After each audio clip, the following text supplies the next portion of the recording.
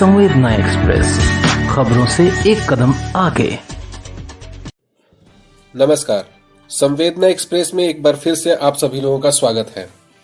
आज के मुख्य समाचार। सिलवासा के सायली में स्थित फैक्ट्री में एक कामगार की हुई दर्दनाक मौत। समाचार अब विस्तार से।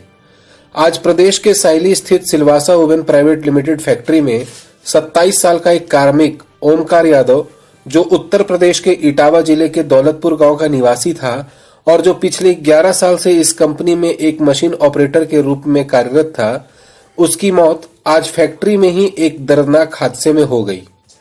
ध्यान देने वाली बात यह है कि इस मृतक कार्मिक की उम्र अभी 27 वर्ष की थी और ये पिछले 11 वर्ष से इस फैक्ट्री में कार्यरत था।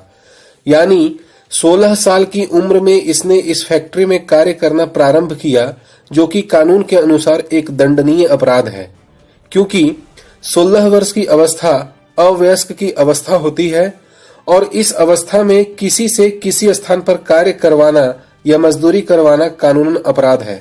फिर भी इस कंपनी में गैर कानूनी तरीके से इस 16 वर्ष की अवस्था वाले अवयस्क से कार्य लिया जाता था।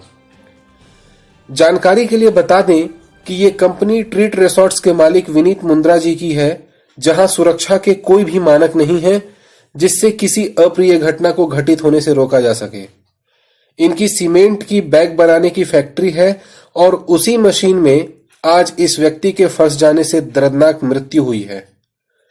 मृतक का सगा भाई अनिल यादव भी इसी कंपनी में कार्यरत है और उसने बातचीत में हमें बताया कि 2 महीने के बाद उसकी शादी होने वाली थी और आज वो इस हादसे में अपनी जान गंवा बैठा है।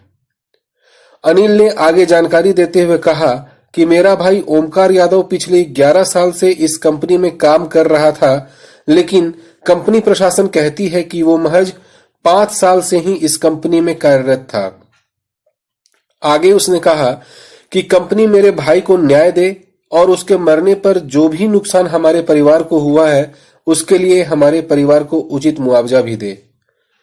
हम संवेदना एक्सप्रेस की पूरी टीम इस दर्दनाक घटना की निंदा करते हैं और प्रशासन से इस मामले की बारीकी से जांच करने के लिए प्रार्थना करते हैं, क्योंकि हमने देखा है कि उस कंपनी में जाने के लिए जो रास्ता है वो सिर्फ 10 से 12 फुट का है और ऐसी स्थिति में उस स्थान पर कंपनी को स्थापित करने की अनुमति कैसे मिली।